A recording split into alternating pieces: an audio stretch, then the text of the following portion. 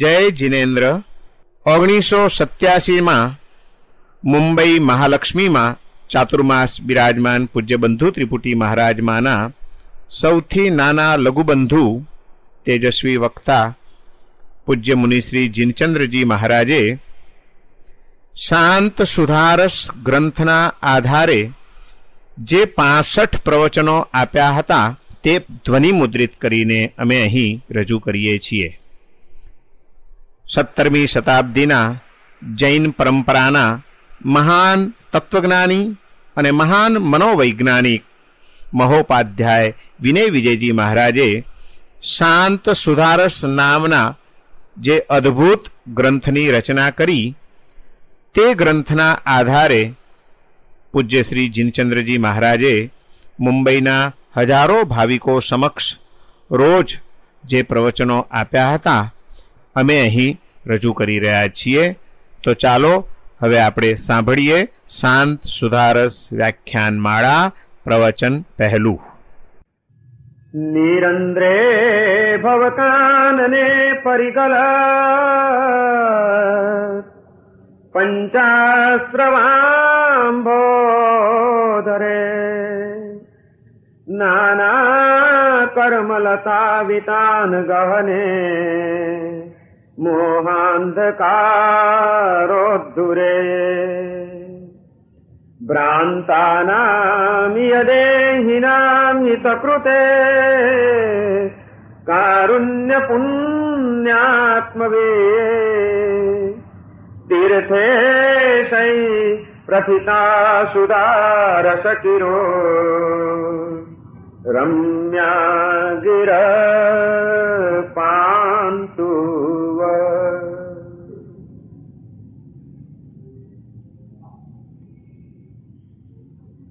આજથી 4 મહિના સુધી જે મહાન ગ્રંથના આધારે આપણે સ્વાધ્યાય કરવાના છીએ, સત્સંગ કરવાના છીએ, તત્વચિંતન કરવાના છીએ, એ અદ્ભુત ગ્રંથ રત્ન શાંત સુધારસ નામનો આ ગ્રંથ આજથી 300 વર્ષ પહેલા વિક્રમની 17મી અને 18મી શતાબ્દીમાં થઈ ગયેલા એક મહાન સંત ભગવાન મહાવીર દેવની જૈન પરંપરામાં થઈ ગયેલા એક પરમ યોગી પુરુષ મહોપાધ્યાય વિનય વિજયજી મહારાજ નામના એક સંતે આ ગ્રંથની રચના કરી છે.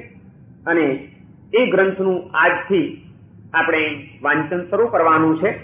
ગ્રંથનું વાંચન શરૂ કરતા પહેલા, ગ્રંથના શ્લોકનું વિવેચન શરૂ કરતા પહેલા જે ભારતની જ્ઞાન સમૃદ્ધિ છે અને એમાં જૈન ધર્મનું જે શાસ્ત્ર સર્જન છે એ જૈન સાહિત્યમાં આ ગ્રંથનું શું સ્થાન છે, આ ગ્રંથ કેટલું મહત્વ ધરાવે છે, એ અંગેની કેટલીક પાયાની વાતો આજે આપણે થોડીક વિચારશું અને ત્યાર પછી ગ્રંથનો રસાસ્વાદ આપણે શરૂ કરીશું.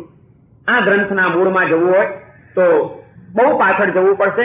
લગભગ 2500 વર્ષ પહેલા ભગવાન મહાવીર દેવ કે જે ભારતની આ પવિત્ર ધરતી ઉપર થઈ ગયેલી એક વિશ્વ વંદનીય વિભૂતિ હતી, એ માત્ર ભારતના જ નહોતા. એમણે આપેલું જ્ઞાન અને અમૂલ્ય વારસો એ પણ માત્ર ભારતનો નહીં, સમગ્ર વિશ્વના પ્રત્યેક જીવાત્માને ઉપયોગી બને, સૌના કલ્યાણનું કારણ બને એવી એક આ વંદનીય વિભૂતિ ભગવાન મહાવીર દેવ આજથી 2500 વર્ષ પહેલા જ્યારે એમનો સાધના કાળ ચાલી રહ્યો હતો અને એ સાધના કાળ દરમિયાન દિવ્ય જ્ઞાનની પ્રાપ્તિ માટે આત્માની પરમ ઉચ્ચ વિકાસની ભૂમિકાને પ્રાપ્ત કરી લેવા માટે એ સાધના કરતા કરતા કરતા કરતા મગધની ભૂમિમાં નદીના કિનારે રુજુવાલિકા નામની નદીના એક કિનારે એક દિવસ એ ધ્યાન સાધનાની અંદર બેઠેલા છે. જેને પણ જ્ઞાનની ધ્યાનની સાધના કરવી હોય છે એને સાધના માટે સ્થળ પણ ઘણું મહત્વનો ભાગ ભજવતો હોય છે, કાળ પણ મહત્વનો ભાગ ભજવતો હોય છે, સાધના માટેની યોગ્ય મુદ્રાઓ અને આસનો એ પણ બહુ મહત્વના ભાગ ભજવતા હોય છે. ભગવાન મહાવીર દેવ ધ્યાન સાધના કરતા કરતા વૈશાખ સુદ દશમના દિવસે ઢળતા પોરે સંધ્યાના સમયે રુજુવાલિકા નામની એક સુંદર ખડખડ ખડખડ ખડખડ કરતી વહેતી નદીના કિનારે એક વૃક્ષની નીચે ગોદોહિકા આસનની અંદર જેમ ભરવાડ ગાયને દોહે તે વખતે જેવી રીતે બેસે એવી મુદ્રામાં અપ્રમત્તપણે ભગવાન મહાવીર આમ ધ્યાન ધારામાં બેઠેલા છે. અને એ ધ્યાનની ઉચ્ચ ભૂમિકાએ પહોંચેલા મહાવીરના એ દિવ્ય આત્માને વૈશાખ સુદ દશમના દિવસે સંધ્યા સમયે વૃક્ષની નીચે કૈવલ્યની પ્રાપ્તિ થાય છે. ભગવાન મહાવીરનો આત્મા સર્વજ્ઞ બને છે અને વિતરાગ બને છે. પ્રભુને કેવળ જ્ઞાન પ્રાપ્ત થયું. દેવતાઓએ આવીને એમના આચાર મુજબ તીર્થંકરોના કેવળ જ્ઞાનનો મહોત્સવ માંડ્યો. સુંદર સમવ શરણની 3 ગઢની રચના કરવામાં આવી. રૂપાનો ગઢ, સોનાનો ગઢ અને રત્નનો ગઢ, અને એની અંદર રત્નજડિત સિંહાસન દેવોએ રચ્યું છે. અને એ સિંહાસનની ઉપર ભગવાન મહાવીર વિરાજમાન થાય છે. અને ત્યાં આગળ એમને જે દિવ્ય જ્ઞાનનો પ્રકાશ પ્રાપ્ત થયો છે, એ પ્રકાશના તેજ કિરણો સૌથી પ્રથમ એ પોતાના જીવનકાળ દરમિયાન વહેતા કરે છે. ભગવાને કલ્લી દેશના વૈશાખ સુદ દશમની રાત્રિએ પ્રથમ દેશના આપી, પરંતુ હજી સૌ કોઈને ખબર પડી નથી કે મહાવીરને કૈવલ્ય પ્રાપ્ત થયું છે. એમનો આત્મા સર્વજ્ઞ બન્યો છે. એટલે માત્ર દેવાત્માઓ ત્યાં આગળ આવેલા હતા. હજી માનવો પહોંચી શક્યા નથી. દેવોની આગળ આપેલી એમની પ્રથમ દેશના, એ દેશનામાં એમણે ધર્મસંઘની સ્થાપનાનું કાર્ય ન કર્યું. કારણ કે માત્ર દેવો દ્વારા ચતુર્વિધ સંઘની સ્થાપના ન થઈ શકે. સાધુ, સાધ્વી, શ્રાવક, શ્રાવિકારૂપ ચતુર્વિધ સંઘની એમની સ્થાપના કરવાની હતી. એ કરતા નથી. પ્રથમ દેશના એમની સાંભળીને કોઈ પણ આત્માએ સાધના માર્ગનો સ્વીકાર કર્યો હોય એવું બન્યું નથી. અને એ રીતે પ્રથમ દેશના એમને એમ ગઈ. ત્યાંથી બીજે દિવસે સવાર પડે છે. પ્રભુ મહાવીર ત્યાંથી જરાક આગળ વિહાર કરીને બાજુમાં એક મહસેન નામનું વન હતું, એ વનની અંદર પધારે છે. ત્યાં આગળ ફરીથી દેવોએ સમવસરણની રચના કરી છે. સર્વત્ર હવે ઘણા બધા લોકોને ખ્યાલ પણ આવી ગયો છે.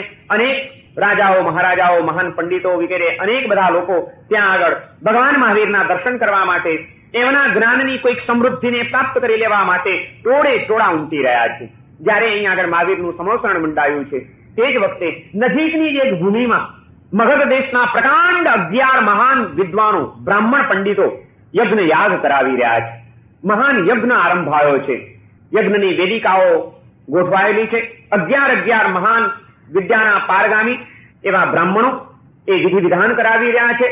અનેક લોકો એ યજ્ઞની અંદર ભાગ લેવા માટે આવેલા છે. અને તે વખતે નજીકમાં જ મહાવીરનું સમવસરણ મંડાવવાના કારણે કેટલાક દેવો જે આકાશમાંથી અવતરીને આગળ વધે છે, ત્યારે પંડિતો વિચાર કરે છે કે જો અમારા યજ્ઞનો કેટલો મહિમા, દેવો પણ અમારા યજ્ઞના પ્રભાવથી અહીં આગળ યજ્ઞ મંડપમાં આવી રહ્યા છે. એ ભાવની અંદર જયારે છે ત્યારે દેવો યજ્ઞ મંડપમાં આવવાને બદલે આગળ વધવા માંડ્યા. બધાને એમ થઈ ગયું કે આ શું, આ ક્યાં જઈ રહ્યા છે? પૂછ્યું કે ભાઈ ક્યાં જાઓ છો? યજ્ઞ અહીં થાય છે. અમે યજ્ઞમાં નહીં, અમે મહાવીરને કૈવલ્યની પ્રાપ્તિ થઈ છે. એમનો આત્મા સર્વજ્ઞ બન્યો છે. અદભુત જ્ઞાન એમને પ્રાપ્ત થયું છે. એ જ્ઞાનનો લાભ મેળવવા માટે અમે મહાવીરની પાસે સમવસરણમાં જઈ રહ્યા છીએ. દેવો પણ ગયા, માનવો પણ જવા માંડ્યા. ત્યારે આ વાત સાંભળીને જે યજ્ઞ યાગ કરાવનાર 11 બ્રાહ્મણો હતા, એમાં સૌથી મુખ્ય બ્રાહ્મણ જે હતો ઇન્દ્રભૂતિ ગૌતમ, એ ઇન્દ્રભૂતિ ગૌતમ એ જે બ્રાહ્મણ હતા પંડિત, એને એટલું બધું ગૌરવ હતું, અભિમાન હતું કે મારા જેવો જ્ઞાની આ પૃથ્વીની ઉપર કદાચ કોઈ નથી. અને હકીકતમાં એ અભિમાન એનું ખોટું પણ નહોતું. પ્રકાંડ જ્ઞાની હતા. એ પોતાની જાતને સર્વજ્ઞ માનતા હતા કે હું સર્વજ્ઞ છું, સર્વજ્ઞ કહેવડાવતા હતા. અને એવા પોતે સર્વજ્ઞ સ્વરૂપ પોતે અહીં હોય અને બાજુમાં કોઈ માણસ બીજો સર્વજ્ઞ તરીકે આવે, કોણ સહન કરી શકે? અહંકારથી મુક્ત થવું બહુ મુશ્કેલ હોય છે. મહાન જ્ઞાનીઓ, પંડિતો પણ અહંકારનો ભોગ બની ગયા વિના રહેતા નથી. હું મહાન આટલો જ્ઞાની અને મારી બાજુમાં કોઈ સર્વજ્ઞ કેવડાવતો આવ્યો છે, આ કોણ છે? કોઈક ઇન્દ્રજાળીઓ લાગે છે. બલબલા દેવાત્માઓને પણ એને ચક્કરમાં નાખ્યા છે. બધા ભરમાઈ ગયા છે ને ત્યાં જઈ રહ્યા છે મને છોડીને. આ હું જરાય સહન ન કરી લઉં. મારે એનો ભંડો ફોડવો પડશે. એ કોણ વળી સર્વજ્ઞ નીકળી પડ્યો છે? જાઉં, એની સાથે વાદ વિવાદ કરીશ, બધાની વચ્ચે એને પરાસ્ત કરીશ, હરાવી દઈશ અને દુનિયાના લોકોને બતાડીશ કે સાચો સર્વજ્ઞ ઇન્દ્રભૂતિ ગૌતમ છે, બાકી કોઈ સર્વજ્ઞ હોઈ શકે નહીં. અહંકારમાં આવેલા ઇન્દ્રભૂતિ ગૌતમ એમના સાથી પંડિતોને યજ્ઞ યાગની ક્રિયાનું કાર્ય સોંપીને પોતાના શિષ્ય પરિવાર સાથે નીકળી પડે છે. જાઉં, અને 500 શિષ્યો હતા એના અનુયાયીઓ. પંડિત રાજ ઇન્દ્રભૂતિ ગૌતમનો જય હો, ઇન્દ્રભૂતિ ગૌતમનો જય હો, ઇન્દ્રભૂતિ ગૌતમનો જય હો, જય જયકાર કરતા એના 500 શિષ્યોને લઈને ઇન્દ્રભૂતિ ગૌતમ, મગધનો એક મહાન પ્રથમ કક્ષાનો પંડિત, એ ચાલ્યા જાય છે. જતા જતા જતા જતા જેમ જેમ આગળ વધતા જાય છે, મહાવીરનું સમવસરણ નજીકમાં મંડાયેલું છે. અને જ્યાં સમવસરણની અમુક મર્યાદાની અંદર એ પહોંચે છે, ત્યાં તો દેવ દુંદુભી, દેવોનો એવો વૈભવ છે. તીર્થંકરોના એ પ્રકૃષ્ટ પુણ્યની ઉજવણી કરવા માટે, એ પુણ્યના પ્રતાપે તીર્થંકરોનું બહુમાન કરવા માટે દેવોએ ત્યાં આગળ અદભુત વાતાવરણ સર્જ્યું છે. સુગંધી જળની વૃષ્ટિઓ થઈ છે. ચોમેર વાતાવરણમાં મગ મગ મગ મગ મગ સુગંધ મહેકી રહી છે. મધુર દેવદુંદુભીના સુરો સંભળાઈ રહ્યા છે. મહાવીર માલકંસ રાજની અંદર પોતાની દેશના વહાવી રહ્યા છે. અને એ પવિત્ર વાતાવરણની અંદર જ્યાં ઇન્દ્રભૂતિ ગૌતમ પ્રવેશ કરે છે ને કંઈક જુદું જ લાગે છે વાતાવરણ. ઓહો, આટલું અદભુત વાતાવરણ! જેમ જેમ નજીક આવે છે અને નજીક આવીને જોયું તો શું વૈભવ છે. 3 ગઢ રચાયેલા છે. દેવો અને દેવેન્દ્રો ત્યાં આગળ ચામર ઢાળી રહ્યા છે. સૌ કોઈ નતમસ્તકે ઉભેલા છે અને ધીર ગંભીર નાદે માલકંસ રાગમાં મહાવીરનો એ અવાજ ગુંજી રહ્યો છે. સ્તબ્ધ થઈ જાય છે ઇન્દ્રભૂતિ ગૌતમ. વિચારતો હતો કે મારા જેવો સર્વજ્ઞ બીજો કોણ હોઈ શકે, પણ આ દર્શન કર્યા અને એનો કંઈક મનનો ઉદ્માત શાંત થવા માંડે છે. નજીક જાય છે, સમોસણના પગથિયા ચડે છે, 3 ગઢ ચડીને ઉપર પહોંચે છે. અને જ્યાં ઉપર પહોંચ્યા, મહાવીર તો સર્વજ્ઞ હતા, એ જાણતા હતા. દરેકના મનના ભાવો પણ એ સમજી શકે છે. ઇન્દ્રભૂતિ કેવા ધમધમતા આવ્યા છે એ પણ મહાવીરે જાણ્યું છે. પણ મહાવીર તો કરુણા મૂર્તિ હતા.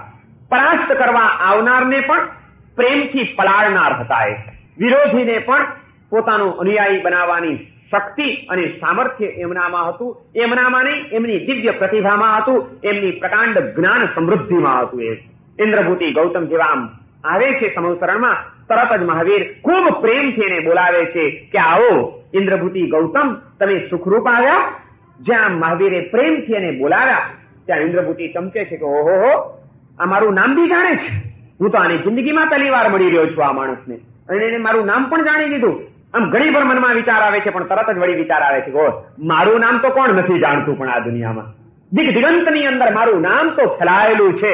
મારું નામ એ તો સૌ કોઈ નાનામાં નાનું બાળક પણ જાણે, તો આ માણસ ન જાણે એમાં કોઈ આશ્ચર્ય નથી. મારું નામ તો જાણે. હા, એક વાત છે, મારું નામ જાણ્યું એમાં કોઈ બહુ મોટી વાત નહીં. મારા મનમાં એક સંશય છે જે મેં મારા સગા ભાઈને પણ નથી કીધો. હું મારી જાતને સર્વજ્ઞ કેવડાવું છું, પણ એક બાબતનું જ્ઞાન હજી મને નથી. મને હજી કોઈક અજ્ઞાનનો એક અંશ મારામાં પડેલો છે. મને એક શંકા છે કે આ દેહથી ભિન્ન આત્મા જેવું કંઈક તત્વ હશે કે નહીં. ખરેખર કહેવાય તો છે, હું પણ વાતો કરું છું આત્માની, પણ ખરેખર દેહથી જુદો એવો કોઈક આત્મા હોઈ શકે ખરો? આવું કંઈક હશે? આવી એક શંકા મારા મનમાં છે, જે શંકાનો કીડો સતત મારા મનને કોરી રહ્યો છે. અને આજ સુધી મેં કોઈને એનો ખ્યાલ પણ નથી આવવા દીધો. મારો સગ્ગો ભાઈ પણ એ નથી જાણતો. હા, મારું નામ જાણ્યું એમાં કઈ મોટી વાત નથી. જો મારા મનનો હમણાં સંશય કહી દે કે ઇન્દ્રભૂતિ તમારા મનમાં આ સંશય છે, તો માની લઉં કે આ સાચો સર્વજ્ઞ. જ્યાં એના મનમાં આ વિચાર ચાલ્યા, મહાવીર મનના વિચારોને પણ વાંચી રહ્યા છે. અને મહાવીરે તરત જ બીજા નંબરમાં એને એ જ વાત કરી કે ઇન્દ્રભૂતિ ગૌતમ, તમને મનમાં એવી શંકા છે ને કે દેહથી ભિન્ન આત્મા જેવું કોઈ તત્વ હશે કે નહીં હોય? અને એ શંકા તમને વેદ વાક્યના આધારે જન્મી છે. તમે જે વેદને માન્ય કરો છો, જે વેદને તમે શ્રદ્ધાથી સ્વીકારો છો, એ વેદની અંદર આવતું એક વાક્ય છે કે વિજ્ઞાન ઘન એવ એતેભ્ય ભૂતેભ્ય સમુત્થાય તામેવ વિનશ્યતિ. આ જે વેદ વાક્ય છે, એ વેદ વાક્યનો તમે અર્થ ખોટો કર્યો છે, અને એના કારણે એ વેદ વાક્યની સાચી સમજણ ન હોવાના કારણે તમારા મનની અંદર આત્મા વિશેની આ એક શંકા ઉભી થઈ ગઈ છે. જ્યાં મહાવીરે આ વાત કરી એટલે ખલાસ આનો અહમ તો ઓગળી ગયો. ગરમીની આગળ જેમ બરફ ઓગળે એમ ઇન્દ્રભૂતિ ગૌતમનો અહંકાર ઓગળવા માંડ્યો. મારા મનની શંકા આજ સુધી કોઈએ નથી જાણી, અને આણે જાણી લીધી. ચોક્કસ આ સર્વજ્ઞ લાગે છે. અને એ સર્વજ્ઞ, જ્યાં સર્વજ્ઞતાનો સ્વીકાર થયો, વ્યક્તિ પ્રત્યે બહુમાન જાગ્યું. એટલે બહુમાન જાગ્યા પછી એ વ્યક્તિની એક વાત પણ ગંભીરતાથી સ્વીકાર્યા વિના આત્મા રહી શકે નહીં. જેની પ્રત્યે તમને પ્રેમ હશે, જેની પ્રત્યે તમને ભક્તિ હશે, જેની પ્રત્યે તમને બહુમાન હશે, એની એક પણ વાત તમે અવગણી શકશો નહીં. એની પ્રત્યેનો સદભાવ, એની વાતોને સ્વીકાર કરવા માટે તમારા હૃદયને તત્પર બનાવ્યા વિના રહેશે નહીં. પ્રેમની આ તાકાત છે. ઇન્દ્રભૂતિ હવે ઓગળવા માંડ્યા છે. એનો અહંકાર ઓગળ્યો. એને સર્વજ્ઞને, મહાવીરને સર્વજ્ઞ તરીકે સ્વીકાર્યા, કારણ કે એને મનનો સંશય કહી દીધો. તો હવે એ મહાવીર આત્મા વિશે શું કે છે મારે સમજવું જોઈએ. અને ત્યાં આગળ મહાવીરે ત્યાં આગળ જે વેદની પ્રત્યે ઇન્દ્રભૂતિ ગૌતમને શ્રદ્ધા હતી, એ જ વેદ વાક્યના આધારે ઇન્દ્રભૂતિ ગૌતમના આત્મા વિશેના સંશયને દૂર કરી દીધો. કે ઇન્દ્રભૂતિ, તમે જે વેદનો આ અર્થ કરો છો, એ વેદ વાક્યનો તમારો અર્થ ખોટો છે. એને બદલે આ વાક્યનો સાચો અર્થ આમ થઈ શકે. જો તમે આવી રીતે અર્થ કરો તો જુઓ, પછી કોઈ શંકાનું કારણ રહેતું નથી. અને એમ કહીને વેદ વાક્યના આધારે જ ઇન્દ્રભૂતિ ગૌતમના સંશયનું નિવારણ કર્યું મહાવીરે. અને અહીંથી મહાવીરના જીવનનો એક મૂક સંદેશ શરૂ થાય છે વિશ્વને. મહાવીરે ઇન્દ્રભૂતિ ગૌતમને એમ ન કીધું કે તારા વેદ ખોટા છે, મૂકી દે તારા વેદને, મારી વાત સ્વીકારી લે. વેદને ખોટા નથી કીધા મહાવીરે, પણ વેદ વાક્યનો તું જે અર્થ કરે છે તારો અર્થ ખોટો છે એમ કીધું. બહુ મહત્વની આ એક વાત અને પ્રેરણા મહાવીરે આપી કે તમારે કોઈ પણ આત્માને કલ્યાણના માર્ગે આગળ વધારવો હોય, એનું હિત કરવું હોય, તો એની જે તત્વો પ્રત્યે શ્રદ્ધા હોય એની શ્રદ્ધાને ધક્કો પહોંચાડવાની ભૂલ કોઈ દિવસ કરતા નહીં. આ મહાવીરનો પહેલો મુખ સંદેશ હતો આપણને. નહીં તો મહાવીર કહી શકત કે આ વેદના કારણે તારા મનમાં ગૂંચવાડા ઉભા થયા છે, વેદ બાજુ ઉપર મૂક, જો મારું તત્વજ્ઞાન સમજી લે તને કાંઈ ગડબડ નહીં થાય. પોતાનો તત્વો સિદ્ધ કરવાની વાત મહાવીરે નથી કરી. એના વેદને ખોટા કહેવાની ભૂલ મહાવીરે નથી કરી, કારણ કે સર્વજ્ઞ હતા. એને તો એમ કીધું કે વેદ ખોટા નથી, તું વેદનો જે અર્થ કરે છે તારો અર્થ ખોટો છે. એની શ્રદ્ધાને જીવતી રાખી અને એ જ શ્રદ્ધાનો ઉપયોગ કરીને એની સાચી દ્રષ્ટિ આપવાનું કાર્ય મહાવીરે કર્યું. એ આપણને પણ એમ કહે છે કે તમારે કોઈ પણ આત્માનું હિત કરવું હોય તો એની જે ધર્મ પ્રત્યે, જે ગુરુ પ્રત્યે, જે દેવ પ્રત્યે જ્યાં શ્રદ્ધા હોય, અત્યારે ઉતાવળા થઈને એને વગોવા બેસતા નહીં, એની શ્રદ્ધાને તોડી નાખતા નહીં, શ્રદ્ધાને જીવતી રાખો. એની દ્રષ્ટિમાં કોઈ ગેરસમજ હોય તો એને સાચી દ્રષ્ટિ આપો. દેવ અંગેની એની સમજણ ખોટી હોય તો દેવના સ્વરૂપનું વર્ણન કરો કે ખરેખર પરમાત્મા તત્વ કેવું હોય, પરમાત્માનું સ્વરૂપ કેવું હોય, એને એવી સમજણ આપો કે જેના કારણે એનો ગૂંચવાડો દૂર થઈ જાય. દેવ તત્વ, ગુરુ તત્વને, ધર્મ તત્વની સાચી સમજણ આપવાનો પ્રયત્ન કરવો જોઈએ, પણ કોઈના દેવ, ગુરુ કે ધર્મને વખોડવાની ભૂલ ક્યારે પણ નહીં કરવી જોઈએ. મહાવીરના જીવનની આ પહેલી ઘટના આપણને કહી રહી છે. વેદ વાક્યના આધારે જ ઇન્દ્રભૂતિ ગૌતમના સંશયનું નિવારણ કરે છે અને ઇન્દ્રભૂતિને એકદમ મગજમાં વ્યવસ્થિત બેસી ગયું કે ના દેહથી ભિન્ન આત્મા જેવું કોઈક તત્વ હોય, બરોબર છે, આ તો વેદમાં જ લખેલું છે, આજ સુધી હું ખોટો ગૂંચવાયા કરતો હતો. સંશયનું નિવારણ થઈ ગયું અને ઇન્દ્રભૂતિ ગૌતમના મનનો એક સંકલ્પ હતો, જે મારી શંકા દૂર કરી આપે, જે મારા આ સંશયને નિવારી દે, જે મારા મનને સમાધાન આપી દે, એનો શિષ્ય બની જઈશ. મનનો સંકલ્પ હતો, કોઈને કીધેલી વાત નહોતી. પણ જ્ઞાની પુરુષો, એ જ્ઞાની પુરુષોની આ એક વિશેષતા હોય છે. જ્યાં સાચે સાચ આજે મહાવીરે એની સંશયનું નિવારણ કર્યું, ઇન્દ્રભૂતિ એમના ચરણોની અંદર નમી પડે છે, ઝૂકી પડે છે, નતમસ્તક બની જાય છે અને કહે છે કે પ્રભુ, આજ સુધી અજ્ઞાનમાં અથડાતો હતો, મારી જાતને સર્વજ્ઞ માનીને અહંકારમાં અથડાતો હતો, આજે આપે મને એક નવી જ દ્રષ્ટિ આપી છે, હવે મારો શિષ્ય તરીકે સ્વીકાર કરો. આપને મૂકીને હવે મારે ક્યાંય જવું નથી. 14 વિદ્યાનો પારગામી, એક મગધનો મહાન પંડિત, જ્ઞાનનો ખજાનો મહાવીરના ચરણોમાં એક નાના બાળકની જેમ સમર્પિત બની જાય છે. જ્ઞાની પુરુષો જ્યારે સમર્પણ કેળવે ત્યારે એનું સમર્પણ પણ અદ્ભુત હોય છે.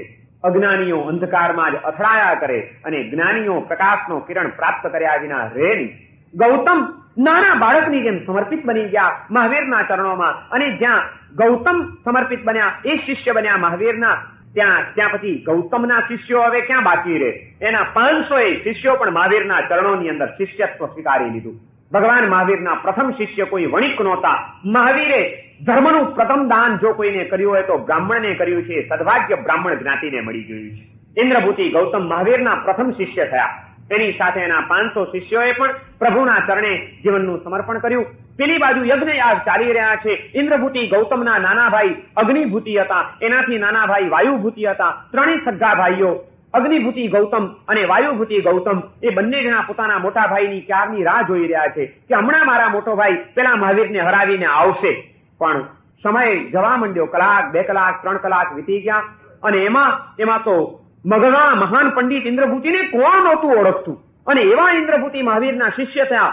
ચારે બાજુ ચર્ચાનો વિષય બની ગયો કે અલા ગજબ થઈ ગયો, ઇન્દ્રભૂતિ ગૌતમ મહાવીરના શિષ્ય બની ગયા છે. આ વાત વહેતી યજ્ઞ મંડપની અંદર પહોંચે છે. અગ્નિભૂતિ અને વાયુભૂતિના કાને જયારે આ વાત પહોંચી ત્યારે એ લોકોએ કીધું કે શું વાત કરો છો? અમારો ભાઈ એ મહાવીરનો ચેલો બની ગયો, ખરેખર ગજબનો ઇન્દ્ર જાળીઓ લાગ્યો છે. અમારા ભાઈને પણ એને છેતરી નાખ્યા, એ પણ એનામાં અંજાઈ ગયો. નહીં, અમે કોઈ રીતે સહન નહીં કરી શકીએ, અમે હમણાં જ જઈશું, અમારા ભાઈને પાછો લઈ આવશું. આ ઇન્દ્ર જાળીઓ એ મહાવીર છે કોણ? અમે એને હરાવશું.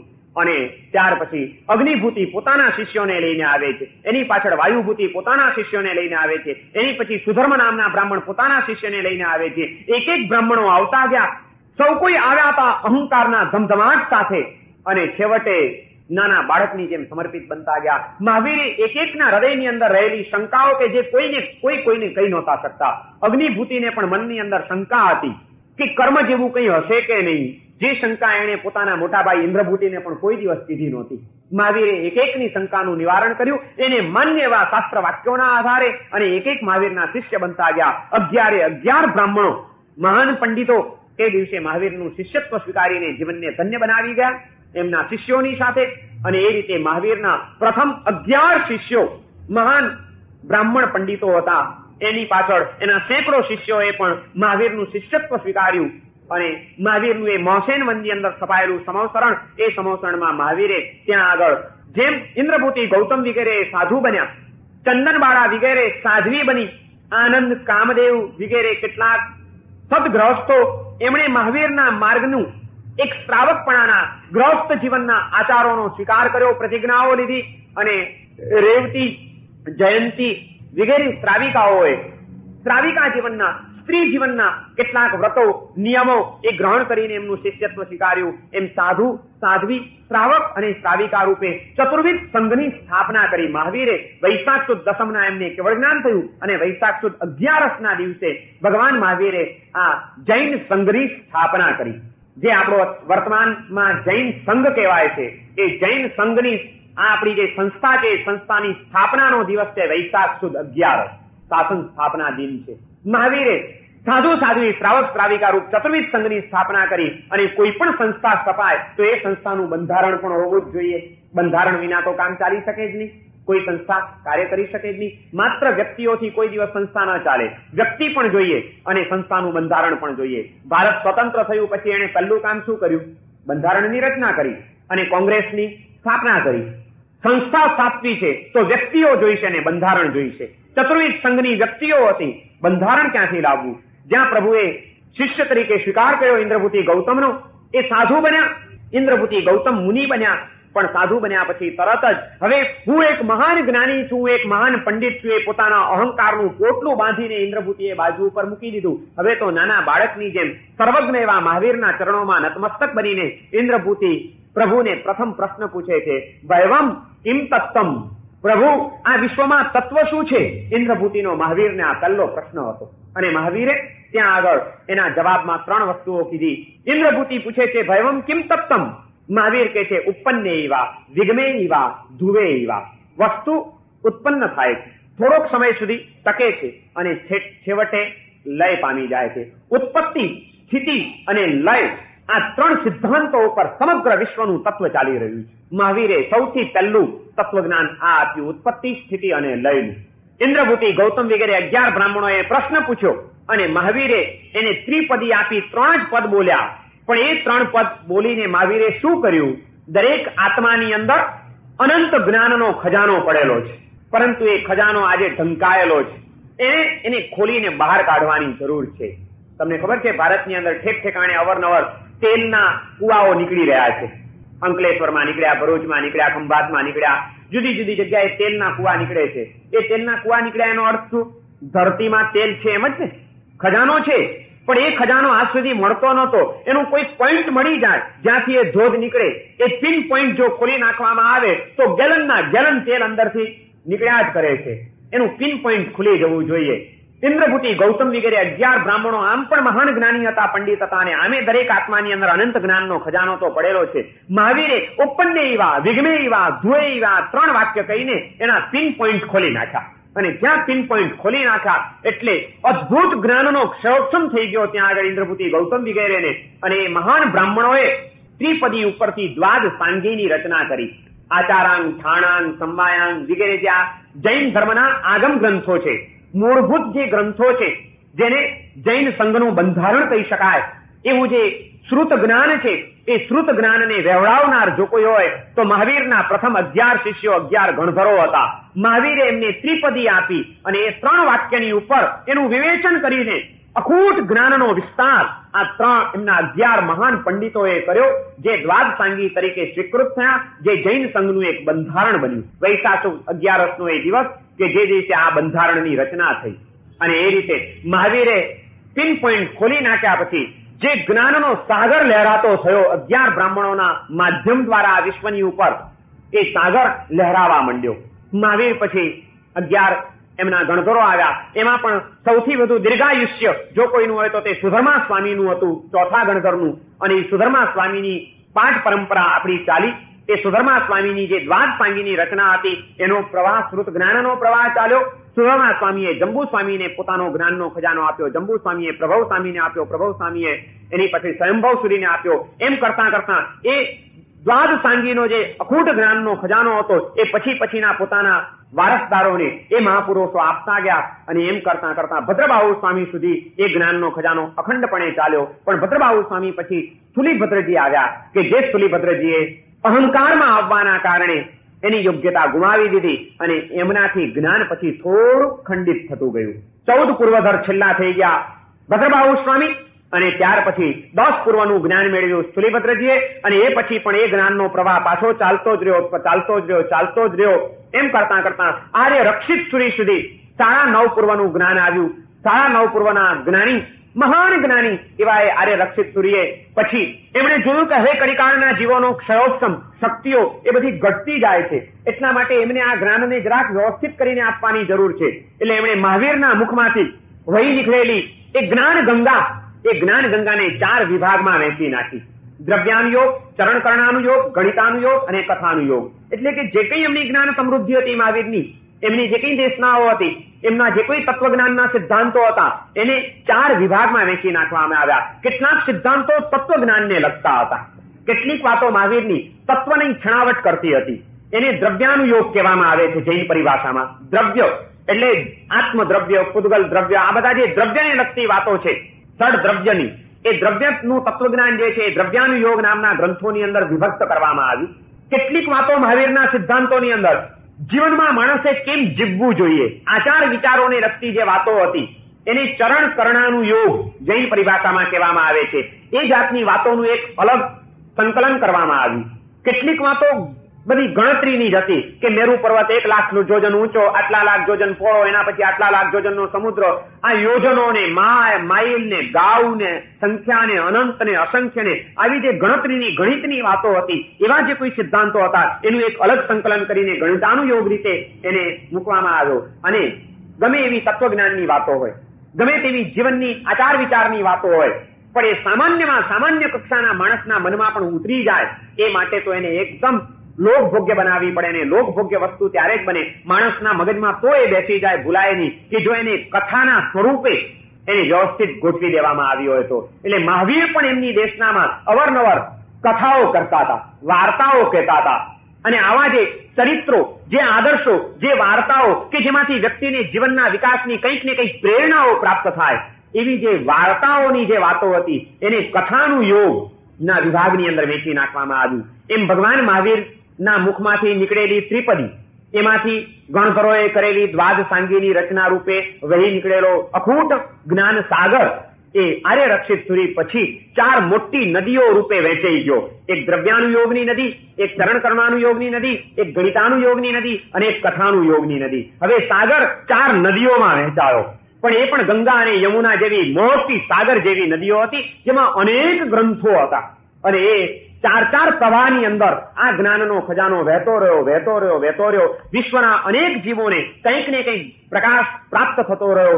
અનેકના તાપ સમતા રહ્યા. એ નદીની અંદર ડૂબકીઓ મારીને શીતળતા અને સ્વચ્છતા અનેક જીવોને પ્રાપ્ત થતી રહી. અને જ્ઞાનના સાગરમાંથી વહી નીકળેલી એ 4 નદીઓ આગળ વહેતા વહેતી ગઈ.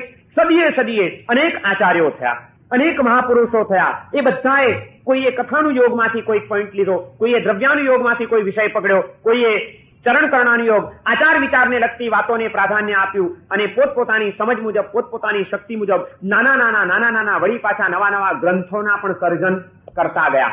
સાગરમાંથી નદીઓ નીકળી અને નદીઓમાંથી વળી પાછા નાના ગ્રંથોના અનેક ઝરણાઓ પાછા ફૂટવા માંડ્યા. એવા અનેક ઝરણાઓ ફૂટ્યા. કેટલા મહાપુરુષો થઈ ગયા. સિદ્ધસેન દિવાકર આવ્યા તો એણે પણ પોતાના જ્ઞાનના કોઈ ઝરણાઓને વહેતા કર્યા. સન્મતિ તર્ક જેવો એક અદ્ભુત ગ્રંથ કે જેને ભારત સરકારે પણ સહયોગ આપીને, ગ્રાન્ટ આપીને જેને પ્રિન્ટ કરાવ્યો છે એવો એક તત્વજ્ઞાનનો અદ્ભુત ગ્રંથ, જૈનાચાર્યનો ગ્રંથ, અને ભારત સરકાર એને ગ્રાન્ટ આપીને છપાવડાવે, એના પ્રસારની અંદર રસ લે, કંઈક કેવું અદ્ભુત તત્વજ્ઞાન એમાં હશે એવા એ મહાન સિદ્ધસેન દિવાકર નામના આચાર્ય એક થઈ ગયા. એમણે ગ્રંથોની રચના કરી. ઉમા સ્વાતિજી આવ્યા તો એમણે એક તત્વાર્થ સૂત્ર, પ્રસમરતિ વગેરે અનેક ગ્રંથોની રચનાઓ કરી. હરિભદ્ર સુરીજી આવ્યા, 1444 ઝરણાઓ એમણે વહેતા કર્યા. હેમચંદ્રાચાર્ય આવ્યા તો એને તો પોતાની કલમ એક ચીજ ઉપર ચલાવી. હેમચંદ્રાચાર્ય એટલે એક એવી અદ્ભુત જ્ઞાન પ્રતિભા હતી કે તમે કોઈ વિષય એવો નહીં લાવી શકો કે જેની ઉપર હેમચંદ્રાચાર્ય પોતાની કલમ ન ચલાવી હોય. ભાષા શાસ્ત્રના ગ્રંથો બનાવ્યા, સાહિત્યના ગ્રંથો બનાવ્યા, કવિતાના ગ્રંથો બનાવ્યા, કાવ્ય રચનાઓ કરી. ઘણા માણસોને એક ગેરસમજ હોય છે કે સાધુ મહારાજ તો તત્વજ્ઞાનની વાતો કરે, એમને એને કવિતાને શું લાગે વળગે, કાવ્યને ને સાધુને કઈ લાગે વળગે ભાઈ? આપણો ઇતિહાસ એમ કે છે કે પૂર્વાચાર્યોએ કવિતાઓના, કાવ્યોની પણ રચનાઓ કરી છે. કાવ્ય કેમ બનાવવા એના સિદ્ધાંતો, એના નિયમો, એના પણ ગ્રંથોની રચનાઓ કરી છે. છંદના ગ્રંથો બનાવ્યા છે, અલંકારના ગ્રંથો રચ્યા છે, કવિતાના ગ્રંથો રચ્યા છે, ભાષાશાસ્ત્રની રચનાઓ કરી છે, તત્વજ્ઞાનના ગ્રંથો લખ્યા, યોગના લખ્યા, ધ્યાનના લખ્યા, આયુર્વેદના લખ્યા, મંત્રતંત્રના લખ્યા, જ્યોતિષના લખ્યા. તમે કોઈ સબ્જેક્ટ એવો લાવો કે જેની ઉપર જૈનાચાર્યોએ પોતાની કલમ ન ચલાવી હોય. આજે પણ વડોદરાની સયાજીરાવ ગાયકવાડ યુનિવર્સિટી, એ યુનિવર્સિટીની અંદર જૈનાચાર્યોના લખેલા ગ્રંથો પાઠ્યપુસ્તક તરીકે ચાલી રહ્યા છે. અને સેના એ તમને ખબર છે, નાટક શાસ્ત્ર, નાટક કેમ ભજવવું એ માટે પણ જૈનાચાર્યોએ ગ્રંથો લખ્યા છે. હેમચંદ્રાચાર્યના શિષ્ય થયા રામચંદ્ર સુરી. એ રામચંદ્ર સુરીએ 108 નાટકો લખ્યા હતા અને એમણે નાટ્ય દર્પણ નામનો ગ્રંથ બનાવ્યો છે કે નાટક કેવી રીતે ભજવી શકાય, અભિનય શક્તિ કેવી હોવી જોઈએ, એના દ્વારા પણ વ્યક્તિના વ્યક્તિત્વનો વિકાસ અને જગતને સારા માર્ગે દોરવાનો કેવો એક સદુપયોગ થઈ શકે છે. આ તો એક કળા છે, કળાનો દુરુપયોગ પણ હોય છે, એમ સદુપયોગ પણ હોઈ શકે છે. કઈ રીતે કરી શકાય એ માટેનો નાટ્ય દર્પણ નામનો ગ્રંથ આજે સયાજીરાવ યુનિવર્સિટીની અંદર પાઠ્યપુસ્તક તરીકે ચાલી રહ્યો છે. આવા કોઈ પણ સબ્જેક્ટની ઉપર જૈનાચાર્યોએ ગ્રંથોની રચના કરી અને એવા ગ્રંથોના ઝરણા સતત વહેતા રહ્યા. હેમચંદ્રાચાર્ય આજથી 800 વર્ષ પહેલા થયા, એ પછી પણ નવા અનેક આચાર્યો થતા ગયા. કોઈએ કંઈક બનાવ્યું. માનતુંગ સૂરી આવ્યા તો એમણે ભક્તામરની રચના કરી. માનદેવ સૂરી આવ્યા તો એમણે શાંતિ પાઠની રચના કરી. કોઈએ સંતિકરણ સ્તોત્રની રચના કરી. કોઈએ કંઈક તો કોઈએ કંઈક, કોઈએ નાનું તો કોઈએ મોટું. અનેક ઝરણાઓ, નાની નાની નદીઓ બધી વહેતી રહી અને એમ કરતા વિક્રમની 17મી શતાબ્દી આવી. 17મી શતાબ્દીની અંદર પણ કેટલાક ઝરણાઓ વહી નીકળ્યા. ભગવાન મહાવીરના એ જ્ઞાન સમુદ્રમાંથી નીકળેલી જ્ઞાન ગંગાઓ, એ જ્ઞાન ગંગાઓમાંથી ફૂટી નીકળેલા જે અસંખ્ય ઝરણાઓ, એમાંના કેટલાક ઝરણા 17મી શતાબ્દીમાં જે વહ્યા, એમાંનું એક ઝરણું એટલે આ શાંત સુધારક ગ્રંથ છે. આનું મૂળ ભગવાન મહાવીરની તત્વ દ્રષ્ટિમાં પડેલું છે. આ ગ્રંથ કોઈ 300 વર્ષ પહેલા થઈ ગયેલા સામાન્ય સાધુનો બનાવેલો નથી. આનું મૂળ કેન્દ્ર બિંદુ મહાવીરની સર્વજ્ઞતા છે. ઇન્દ્રભૂતિ ગૌતમનો અખૂટ જ્ઞાન ખજાનો છે અને એમાંથી નીકળેલું એક ઝરણું એટલે આ શાંત સુધારસ. આ શાંત સુધારસ ગ્રંથ આજથી લગભગ 300 વર્ષ પહેલા આની રચના થઈ છે. વિક્રમની 17મી શતાબ્દીમાં જૈન પરંપરામાં જે કેટલાક ગણના પાત્ર મહાપુરુષો થઈ ગયા, જેમના નામ આજે પણ સન્માનપૂર્વક સમગ્ર જૈન સમાજ અહોભાવથી લે છે અને જૈનેતર સમાજ પણ જેમની આ જ્ઞાન ઝરણાઓની અમીછાંટ પામીને જીવનની ધન્યતાનો અનુભવ કરે છે, એવા જે કેટલાક મહાપુરુષો થઈ ગયા. એમાં આનંદગંજી, મહાયોગી આનંદગંજી એ વિક્રમની 17મી શતાબ્દીમાં થયા, જેમણે આધ્યાત્મિક પદોની રચના કરી છે, જે યોગી પુરુષ હતા. મહોપાધ્યાય યશો વિજયજી મહારાજ એ વિક્રમની 17મી શતાબ્દીમાં થયા, જેમણે અનેક શાસ્ત્રોના સર્જન કરીને વિશ્વને એક સમન્વયનો નવો આદર્શ આપ્યો. એમના જ મિત્ર અને સાધ્યાયી મહોપાધ્યાય વિનય વિજયજી થયા, કે જ્યાં શાંત સુધારસ ગ્રંથના રચયિતા છે. આ નાનકડા પણ તે છતાં ગાગરમાં સાગર કહી શકાય એવા અદ્ભુત ગ્રંથની રચના એ વિનય વિજયજી મહારાજે કરી છે આજથી 300 વર્ષ પહેલા. વિક્રમની 17મી શતાબ્દીના એ મહાન સંત હતા. યશો વિજયજી અને વિનય વિજયજી બંને મિત્રો હતા. એક જ ગુરુના 2 શિષ્યો હતા. બાળ બ્રહ્મચારી હતા. નાની ઉંમરમાં દીક્ષિત બન્યા અને દીક્ષિત બન્યા પછી એ બંને જણાએ જે જ્ઞાન પ્રાપ્તિનો ભગીરથ પુરુષાર્થ કર્યો છે, જે એમણે જ્ઞાન પ્રાપ્ત કર્યું છે, અદ્ભુત હતી એમની સાધના. તે ઇતિહાસ વાંચીએ, એમના ચરિત્રો વાંચજો ક્યારેક જો મળે તો તમને એમ લાગશે કે આપણા નજીકના જ ભૂતકાળની અંદર પણ કેવી મહાન પ્રતિભાઓ થઈ ગઈ છે. જૈન દીક્ષા સ્વીકાર કર્યા પછી જૈન ધર્મનું તલસ્પર્શી જ્ઞાન તો એમણે પ્રાપ્ત કર્યું જ, પરંતુ અન્ય દર્શનોનું પણ એમણે ઊંડું જ્ઞાન પ્રાપ્ત કર્યું. સર દર્શનના એ અભ્યાસી બન્યા. વેદાંત દર્શન શું કહે છે, સાંખ્ય દર્શન શું કહે છે, વૈશેષિક દર્શન શું કહે છે, ચારવાક દર્શન શું કહે છે, આ એક એક દર્શનોનો ઊંડો અભ્યાસ કર્યો અને એ ઊંડો અભ્યાસ કરવા માટે એમણે કેવા પુરુષાર્થ કર્યા છે, આપણે તો એની કલ્પના પણ નહીં કરી શકીએ. આવા મહાન પ્રતિભાવંત બાળ બ્રહ્મચારી પોતાના શિષ્યોને જોઈને ગુરુને એવો વિચાર આવ્યો કે આવા પ્રતિભાશાળી શિષ્યોને તો સારામાં સારા તૈયાર કરવા જોઈએ. દરેક ધર્મના ઊંડા અભ્યાસી બનીને એવો કોઈક સમન્વયનો સેતુ સાધે કે જેના કારણે સાંપ્રદાયિકતાઓ, કદાગ્રહો અને અંદર અંદર લડવાની વૃત્તિઓ સમાજમાંથી ઓછી થાય અને દરેક સંપ્રદાયો મૂળભૂત તત્વજ્ઞાનને સમન્વયની ભૂમિકા ઉપર સ્વીકારીને વિકાસના માર્ગે આગળ વધે. એટલા માટે આચાર્ય મહારાજે વિચાર કર્યો કે આ મારા શિષ્યોને મારે અન્ય ધર્મનો ઊંડો અભ્યાસ કરાવવો, પણ અન્ય દર્શનોનો ઊંડો અભ્યાસ કરાવવો હોય તો એ વિષયના જે પ્રકાંડ પંડિતો હોય, એના જે તલસ્પર્શી જ્ઞાતાઓ હોય, એની પાસેથી જ એ અધ્યયન કરાવી શકાય. એ કેવી રીતે કરાવવું? એને માટે તો હિન્દુ ધર્મના વિદ્વાનો કાશીમાં મળે. અહીં તો ગુજરાતમાં ઉપલબ્ધ નહીં. યશો વિજયજી ગુજરાતમાં હતા. કરવું શું? એને કાશી મોકલવા પડે, વિહાર કરાવવો પડે. વિહાર પણ ઘણો બધો કષ્ટમય, વચ્ચે કઈ સગવડો આવે નહીં, એ બધી વ્યવસ્થાઓ કરવાની. ત્યાં કાશીમાં ગયા પછી પણ કોઈ જૈન ઉપાશ્રય નહીં, ઉતરવું ક્યાં, રહેવું ક્યાં, બીજી બધી વ્યવસ્થા કેવી રીતે થાય? એ પછી પંડિતો એમને એમ તો ભણાવે નહીં, એ પૈસા લે. એ પંડિતોના ખર્ચાની સગવડ કેવી રીતે કરવી? આચાર્ય મહારાજને વિદ્વાન શિષ્યો તૈયાર કરવા છે, પણ આ પ્રશ્ન મૂંઝવે છે. અને એક દિવસ ઉપાશ્રયની અંદર આ ચિંતનમાં, આ વિચારમાં મૂંઝાયેલા આચાર્ય ભગવંત બેઠા છે. નઈ વિજયજી એમના ગુરુ ઉદાસ ચહેરે, અને એટલામાં સવારનો સમય છે. ધનજી સુરા નામનો એક શ્રાવક ઉપાશ્રયમાં ગુરુ વંદન કરવા માટે આવે છે. વંદન કરે છે ગુરુદેવને, અને વિચારમાં, ચિંતામાં, કંઈક ઉદાસીમાં ખોવાયેલા જોયા અને તરત જ પૂછે છે ધનજી સુરા શ્રાવક કે સાહેબ આજે કેમ કંઈક આમ બહુ ચિંતામાં દેખાવો છો? ના ના, કાંઈ નથી. નહીં સાહેબ, આપનો ચહેરો એમ કે છે કે આપ કંઈક ઉદાસ છો, કંઈક ચિંતા આપને સતાવી રહી છે. શું છે? જે હોય તે કયો.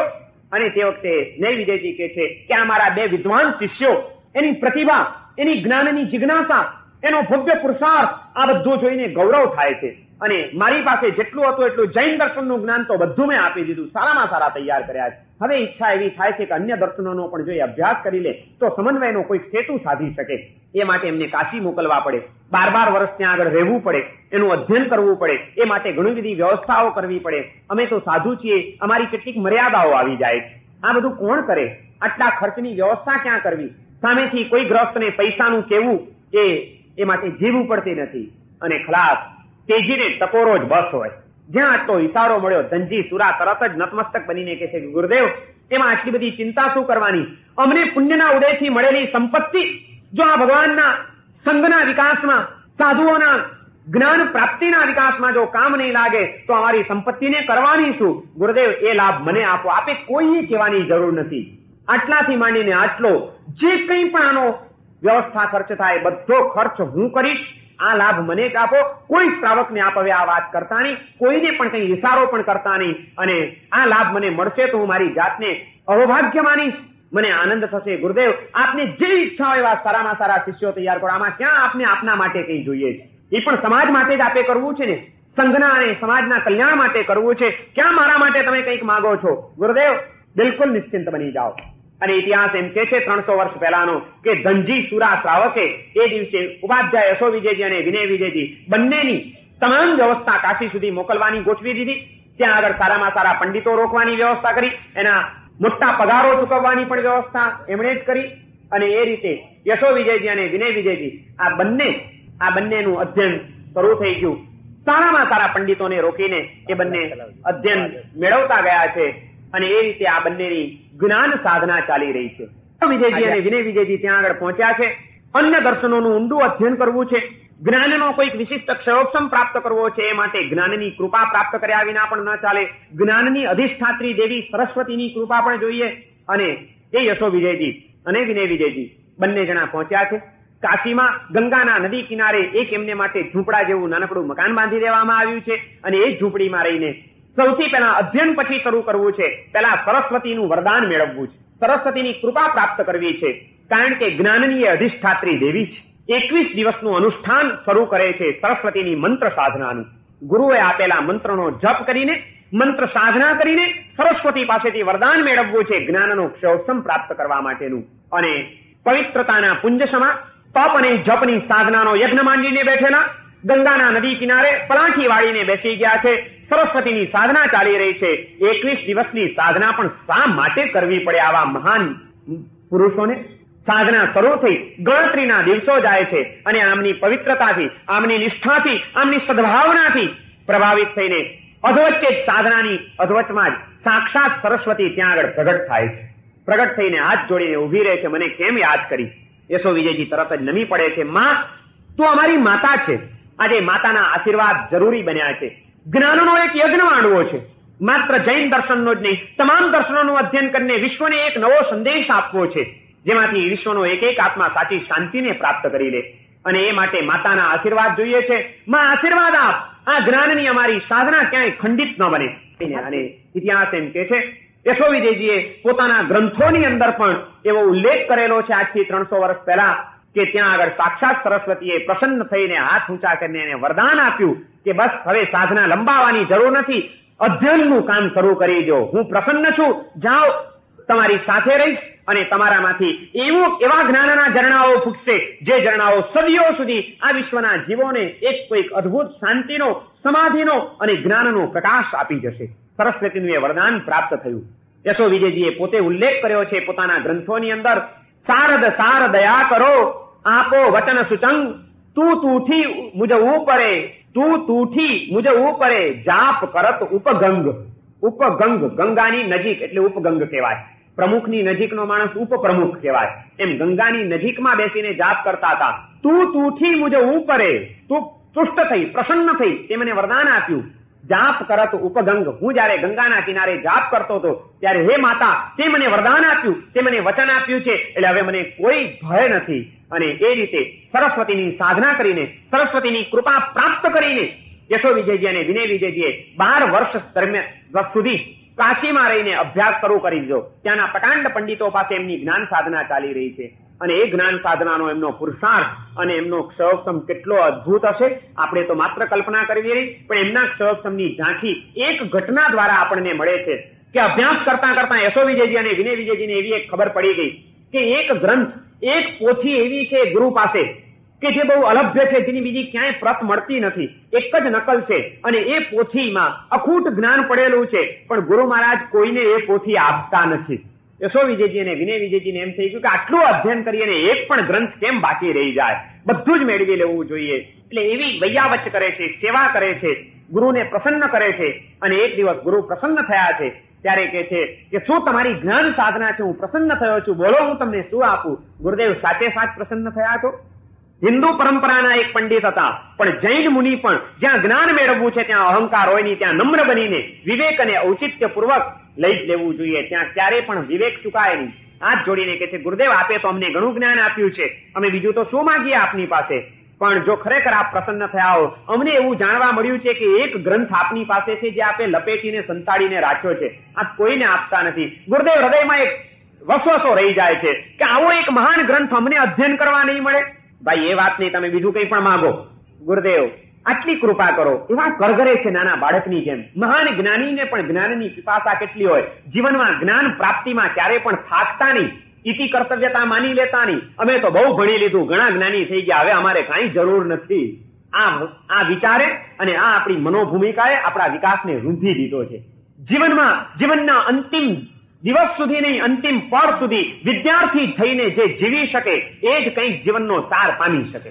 ગુરુદેવ કૃપા કરો. એક બહુ જયારે વિનવણી ત્યારે ગુરુ પણ પીગળી જાય છે એના વિનયથી. ગુરુ કહે છે આપું, પણ એક જ દિવસ માટે આપીશ, 24 કલાક માટે. 24 કલાકમાં તમારે પાછો એ ગ્રંથ મને પાછો આપી દેવાનું. આ લોકોને થયું કે જેટલું સાવ નથી મળતું એના કરતા એક દાડો તો મળે છે ને ખાઈ પીવાનું બાજુ પર મૂકીને મચી પડતું વાંચી કાઢશું આખો. ભલે ગુરુદેવ કે એક દિવસ તો એક દિવસ માટે આપો. એક દિવસ માટે ગ્રંથ લઈ ગયા, પોતાના સ્થાને જાય છે રહેઠાણ ઉપર. ત્યાં જઈને યશો વિજયજી અને વિનય વિજયજી બંને મિત્રો ચર્ચા કરે છે કે ગુરુદેવે કૃપા કરીને એક દિવસ માટે આપ્યો છે, કાલે તો આ ગ્રંથ આપણને પાછો મળશે નહીં. હવે એવું કંઈક કરવું જોઈએ, આની ઉપર તો આપણે કેટલું ચિંતન કરવું પડશે, એમાંથી કેટલા સાર તારવવા પડશે, એ કેવી રીતે આપણે કરી શકશું. યશો વિજયજી કે મને એક રસ્તો સૂઝે છે, બોલ તું તૈયાર છે? બંને પાક્કા મિત્રો. તો કે હા. તો કે જો અડધું આપણે વેચી લઈએ. આ 1200 શ્લોક છે આ પોથીની અંદર, જોઈ લીધું 1200 શ્લોક હતા. યશો વિજયજી કહે છે કે મને વિશ્વાસ છે 700 શ્લોક હું કંઠસ્થ કરી લઉં શરૂઆતના, અને પાછળના 500 તું કંઠસ્થ કરી લે, અને કાલથી પછી મચી પડશું, લખી કાઢશું આપણે. તો કે હા, એ આઈડિયા સારો. અને 300 વર્ષ પહેલાનો ઇતિહાસ કહે છે કે એ દિવસે બંને જણાએ ઉપવાસ કરી દીધો કે આજે ખાવા પીવામાં પણ ટાઈમ બગાડવાનો નથી. કોઈ પ્રવૃત્તિ નહીં જોઈએ, કોઈ વાતચીત નહીં, અને સવારથી પોથી લઈને મચી પડ્યા. તો શરૂઆતના 700 શ્લોક યશો વિજયજી વાંચ્યા કરે છે, યાદ રાખ્યા કરે છે, વાંચ્યા કરે છે, યાદ રાખ્યા કરે છે. પાછળના વિનય વિજયજી અને બીજે દિવસે પોથી આપવા ગયા એ પહેલા આખો ગ્રંથ બેની વચ્ચે પાર્ટનરશિપમાં કંઠસ્થ હતો બંનેને. એક દિવસમાં 700 શ્લોક કંઠસ્થ કરી શકે, એક દિવસમાં 500 શ્લોક કંઠસ્થ કરી શકે એવી મહાન પ્રકાંડ પ્રતિભા, એ પ્રતિભામાંથી વહી નીકળેલું આ જ્ઞાનનું ઝરણું આજે 4 મહિનામાં આપણને મળ્યું છે. આ વિનય વિજયજી એટલે કોઈ સામાન્ય પ્રતિભા નહોતી. અરે આનું તો મૂલ્યાંકન કરીએ એટલું ઓછું છે આ ગ્રંથનું. બીજે દિવસે ગુરુદેવને જઈને પોથી પાછી આપી દીધી. ગુરુદેવ કે વાંચી લીધો? હા ગુરુદેવ. તરત જ પાછા વળ્યા, કાગળ અને પેન લઈ લીધા અને લખવા માંડ્યા. હવે લખવામાં મચી પડ્યા. આ આપણા મહાપુરુષોએ આપણા માટે કેટલા પુરુષાર્થ કર્યા છે એની કોઈ આપણે કદર કરી શકશું ખરા? માત્ર રૂપિયા જ ગણ્યા કરશું કે આ જ્ઞાનનું કોઈ મૂલ્યાંકન આપણે કરીશું કે આ જ્ઞાન ગંગાઓ કઈ રીતે વહી નીકળી છે? એને માટે રાત દિવસ જોયા વિના આપણા મહાપુરુષોએ પુરુષાર્થ કર્યા છે. ખાવા પીવાનું મૂકીને એ આની પાછળ મચી પડ્યા છે અને કેટલી પવિત્રતાની શક્તિ પ્રાપ્ત કરી હશે. સરસ્વતીના કેવા એક કૃપા પાત્ર બન્યા હશે કે એક દિવસમાં 700 શ્લોક કંઠસ્થ કરવા એટલે કોઈ બચ્ચાના ખેલ છે શું? કેટલા શાસ્ત્રોના સર્જન છે ખબર છે તમને? એ યશો વિજયજી ને વિનય વિજયજીએ જે ગ્રંથ લખવા માંડ્યો એ લખવામાં 1200 શ્લોક લખવા માટે કેટલી મહેનત કરવી પડી હશે. એના બાવડા દુખી ગયા હશે કે નહીં? ચોપડા લખતા હોય, તમારા ધંધાના ચોપડા લખતા હોય, બાવડા દુખી જતા હોય અને માથું દુખી જતું અને મહેતાજી રાખવા પડતા હોય. યશો વિજયજી ને વિનય વિજયજીએ કોઈ મહેતો નહોતો રાખ્યો, જાતે ને જાતે બધું જ. કયો પુરુષાર્થ હશે એમનો? આજના દિવસે જૈન સમાજની પાસે, ભારતના જૈન સંઘોની પાસે 20 લાખ હસ્તલિખિત પ્રતો પડેલી છે, આવી રીતે હાથથી લખાયેલા ગ્રંથો. આપણને કોઈ ગૌરવ પણ છે ખરું એનું કે આપણી પાસે કયો જ્ઞાનનો વારસો પડેલો છે? અરે પૈસા વિના ચાલશે, ખાધા વિના ચાલશે, જ્ઞાન વિના નહીં ચાલે. આ દુનિયામાં જેની પાસે ખૂબ પૈસો છે, જેને ત્યાં ખાવાનું ખૂટે એવું નથી, પણ એની પાસે જ્ઞાન દ્રષ્ટિ નથી, માટે એમના જીવન અશાંતિથી ઘેરાઈ ગયા છે. અને જેની પાસે કદાચ ખાવાનું નહીં પણ જીવનની જ્ઞાન દ્રષ્ટિ હશે એ જીવન શાંતિથી જીવી જશે. ખાવાથી નહીં જીવન જીવાય, જ્ઞાનથી જીવન જીવાશે. મૂલ્યાંકન આનું કરતા શીખો. જ્યાં સુધી સરસ્વતીનું મૂલ્યાંકન નહીં કરો ત્યાં સુધી આ માત્ર મહાલક્ષ્મી એ કોઈ દિવસ સાચી લક્ષ્મી થવાની નથી. મહાલક્ષ્મીના આંગણે બેઠા છીએ, હવે સરસ્વતીનું પૂજન કરતા શીખવું પડશે. યશો વિજયજી અને વિનય વિજયજી એટલે સરસ્વતી પુત્રો હતા. કેવી પ્રતિભા હશે! અને એ વિનય વિજયજીએ, એ યશો વિજયજીએ આ રીતે સરદર્શનનું અધ્યયન કરીને ત્યાર પછી પાછા ફરે છે, ગુજરાતમાં આવે છે, ગુરુદેવના ચરણોમાં આશીર્વાદ પ્રાપ્ત કરે છે.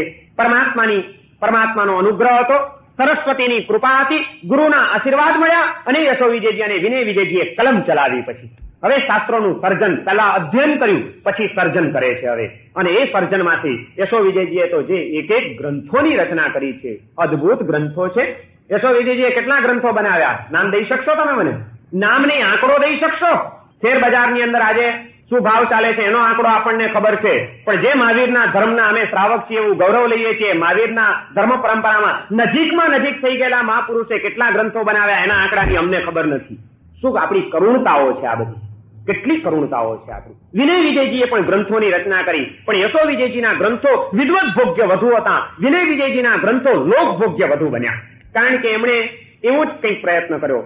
આજે દર વર્ષે પર્યુષણ પર્વ આવે, પર્યુષણ પર્વની અંદર કલ્પસૂત્રનું વાંચન થાય. એ કલ્પસૂત્રનું જે વિવેચન વર્તમાન કાળમાં દરેક આચાર્યો વાંચે છે એ વિવેચન આ વિનય વિજયજી મહારાજનું લખેલું છે. પર્યુષણ પર્વ આવે એટલે વિનય વિજયજીનો સહારો લેવો જ પડે અમારા લોકોએ. એમના વિના અમારા પર્યુષણના વ્યાખ્યાન થઈ ન શકે. આ એમનું મહાન દેન છે. ત્યાર પછી આઈનબિલની ઓળી આવે, ચૈત્ર મહિનાની કે આસો મહિનાની. આઈનબિલની ઓળીમાં શ્રીપાળ રાજાનો રાસ વંચાય છે. શ્રીપાળ અને મૈણાનું ચરિત્ર વંચાય. તમને ખબર છે એ શ્રીપાળ રાજાનો રાસ આ વિનય વિજયજી અને યશો વિજયજીએ બનાવ્યો છે. આંબિલની ઓળીની આરાધના કરવી હોય તો એ વિનય વિજયજી વિના આપણને ચાલે નહીં. અને પર્યુષણમાં વિનય વિજયજી, આંબિલની ઓળીમાં વિનય વિજયજી. પણ તમને ખબર છે જીવન આપણું રોજનું શાંતિ ભર્યું બને એ માટેની ચિંતા પણ વિનય વિજયજીએ કરીને એમણે આ શાંત સુધારસની રચના કરી કે આમાં કેમ જીવનમાં શાંતિ મળી શકે, અશાંતિના કારણો કયા છે, શાંતિના માર્ગો કયા છે, કઈ તત્વ દ્રષ્ટિઓ દ્વારા વ્યક્તિના ચિત્તની અંદર શાંતિની સ્થાપના થઈ શકે એ માટેના પ્રેક્ટિકલ મનોવૈજ્ઞાનિક ઉપાયો બતાડવાનો પુરુષાર્થ આ શાંત સુધારસ ગ્રંથમાં વિનય વિજયજીએ કર્યો. એને આપણા જીવનની ચિંતા કરી અને હદ તો ત્યાં કરી કે એને આપણા મરણની ચિંતા કરી. માણસનું મૃત્યુ સમાધિ ભર્યું બને એટલા માટે આજે જૈન પરંપરામાં જે એક મોટા ભાગે રિવાજ છે સંસ્કારી ઘરોમાં, ધર્મિષ્ઠ ઘરોમાં, કે માણસ મરવા પડે ત્યારે એને પુણ્ય પ્રકાશનું સ્તવન સંભળાવવામાં આવે છે. એ પુણ્ય પ્રકાશનું સ્તવન આ વિનય વિજયજી મહારાજે રચેલું છે. જીવનની ચિંતા એણે કરી, જીવન શાંતિ ભર્યું બને, મૃત્યુ સમાધિ ભર્યું બને એ માટે પણ એણે કંઈક રચના કરી ગુજરાતી ભાષામાં. આઈનબિલની હોળી સારી થાય એ માટે પણ એણે રાસ આપ્યો, પર્યુષણ પર્વ લેખે લાગે એ માટે સુબોધિકા ટીકા આપી. સર્વત્ર એમણે આપણી ચિંતા કરી છે ને આપણને તો ડગલે ને પગલે આ વિનય વિજયજીનો સહારો લીધા વિના ચાલે એવું જ નથી. એવા આ વિનય વિજયજી મહારાજ આપણા પરમ ઉપકારી છે. એવા ઉપકારી મહાપુરુષનો બનાવેલો આ ગ્રંથ આપણને 4 મહિના માટે સ્વાધ્યાય માટે આજે મળ્યો છે. બચુભાઈ અને એમના પરિવારે સકળ સંઘની ઉપર આ એક ઉપકાર કર્યો છે કે આ ગ્રંથનું વાંચન કરવાનો એક પ્રારંભ આજે કરાવ્યો છે. આવા એક મહાન સત્કાર્યનો આજથી પ્રારંભ થાય છે. વિનય વિજયજી મહારાજનો આ સત્સંગ આજથી આપણે હવે શરૂ કરવાનો છે અને એ સત્સંગ શરૂ કરતા પહેલા આવો ઉપકાર જેમણે આપણી ઉપર કર્યો છે જીવન અને મરણ સુધીનો, એવા ઉપકારની હેલી વરસાવનાર એ આપણા પરમ ઉપકારી વિનય વિજયજી મહારાજના ચરણોમાં આપણે પહેલા ભાવપૂર્વકની વંદના કરીશું.